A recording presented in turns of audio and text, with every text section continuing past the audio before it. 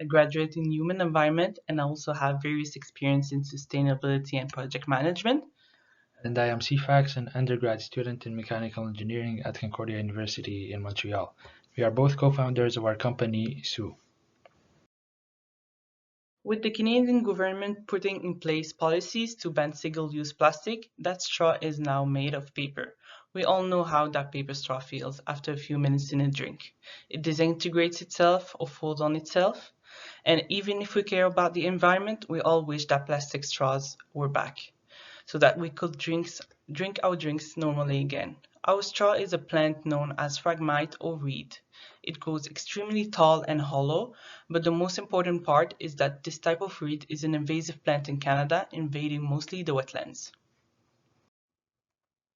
Invasive reed is a plant that grows in dense numbers, meaning that there are a lot of that plant available. Today, the plant is so fruitful that it only needs the wind or birds to propagate, thus making controlling the number of this species difficult.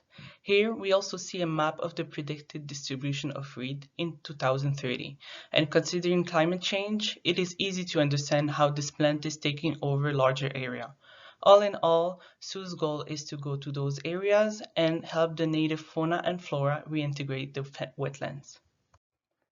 So why are frog mice considered a problem? So when frog mice invade the wetland, they compete with the native species for nutrients. So essentially, because of the high growth rate, they eradicate native flora, and as a consequence, any animal feeding off those native species will eventually die. As mentioned earlier, frog mice grow very high and dense. Therefore, any beach that gets invaded is rendered inaccessible, so it prevents any recreational activities in that area.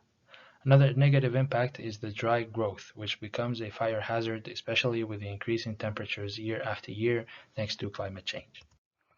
True is an idea we both had when researching various invasive species in Canada, which also sparked our interest in water sustainability. This is when we learned about fragmites. And this is why Sue is committed to protecting our wetlands and to accomplish a sustainable future through our solution. Our values are environmental responsibility, using our business to safeguard wetlands, and offering a sustainable future for everyone. Recently, there has been a significant increase in awareness about climate change and using products that are sustainable. And with the Canadian government banning single-use plastics, one of the major industries that have been impacted are drinking straws. So this represents a market opportunity for our solution.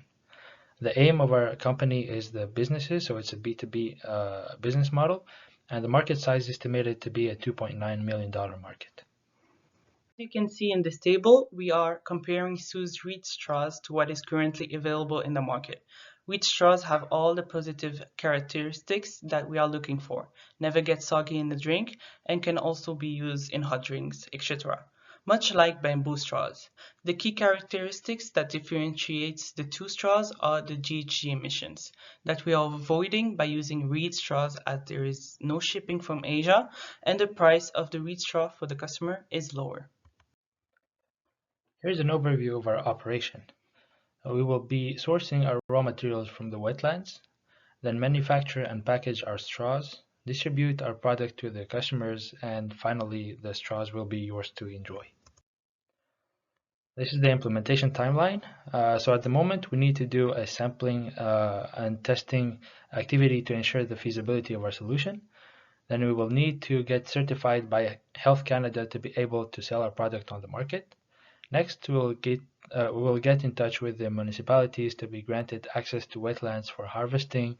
And finally, before launching, we will promote and market our product. The financial highlights are presented here in this slide. So the cash required to launch the business is estimated to be around $25,000. Our break-even point, we estimated it to be $8,600, and the estimated profit after 1 year of activity is around $120,000.